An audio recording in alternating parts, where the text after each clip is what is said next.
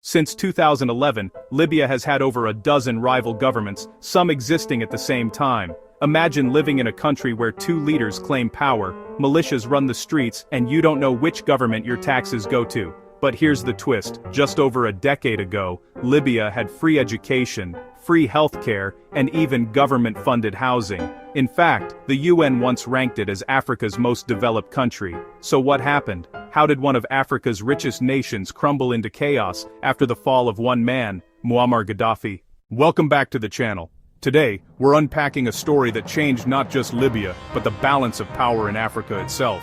We'll explore who Gaddafi really was, the future he envisioned for his country and continent, why that dream terrified the West, who helped take him down, and what African leaders are saying today about the lessons they learned. Stick around because by the end, you'll see why Gaddafi's story isn't just history, it's a warning. Today, Libya is a fractured state, east and west divided, rival governments, armed militias, foreign forces, and no lasting peace. The 2011 revolution that promised democracy instead opened a door to instability, human trafficking, and endless civil war. And the question most Libyans ask today is painfully simple: were we really better off without him? To understand that question, you've got to know what Gaddafi actually did for Libya, and for Africa. When Gaddafi took power in 1969, Libya was poor, mostly desert, and dependent on Western oil companies. Within decades, it became one of Africa's wealthiest nations. Imagine, he used oil revenue to give Libyans free healthcare, free education, subsidized electricity and fuel, and even interest-free loans to help citizens start businesses or buy homes. Education and healthcare were not just free, they were priority investments. Literacy rates skyrocketed from under 25% in the 1960s to over 80% by the 2000s. Newlyweds received government grants to buy homes. If you couldn't find a house, the state built you one. And if you wanted to farm, Gaddafi gave you land, seeds, tools, and livestock, all for free. And then there's one of the most ambitious projects in African history: the Great Man-Made River, an underground pipeline system that brought fresh water from desert aquifers to Libya's cities and farms. Gaddafi called it the eighth wonder of the world. That project literally turned parts of the Sahara green. Now that's not to say life was perfect. Political freedom was limited, dissent was punished, and the press was controlled. But materially, Libya under Gaddafi was stable, debt-free, and self-reliant. But Gaddafi's ambitions went far beyond Libya. He dreamed of a United States of Africa, one currency, one army, and one economic bloc strong enough to stand independent of Western control. His idea: a gold-backed African dinar, a currency that would replace the US dollar and the French CFA, franc, in African trade. Imagine that. African countries trading oil, gold, and resources in their own currency, not the dollar or euro. That would have shifted global power. And the West, they saw that as a threat. And especially to the petrodollar system and Western banking dominance.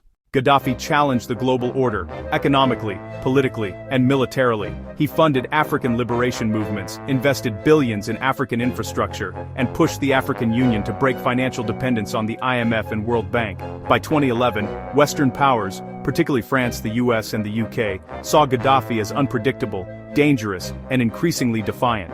When protests broke out during the Arab Spring, they saw an opportunity. In March 2011, the UN authorized military intervention in Libya, supposedly to protect civilians. But what followed was a full-scale NATO bombing campaign. The US, France, and Britain led the strikes. Qatar, yes, a small Gulf monarchy, provided weapons, money, and even troops to help the rebels on the ground. Within months, Gaddafi's forces fell. He was captured and brutally killed.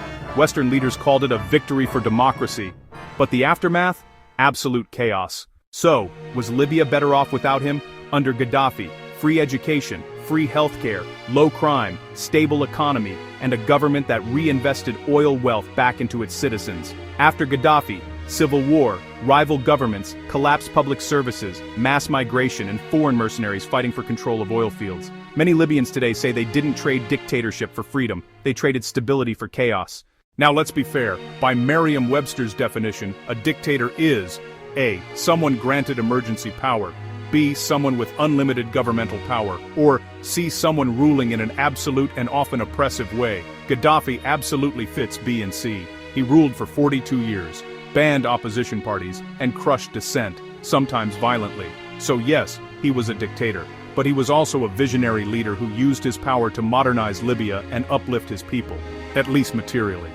The truth is complicated.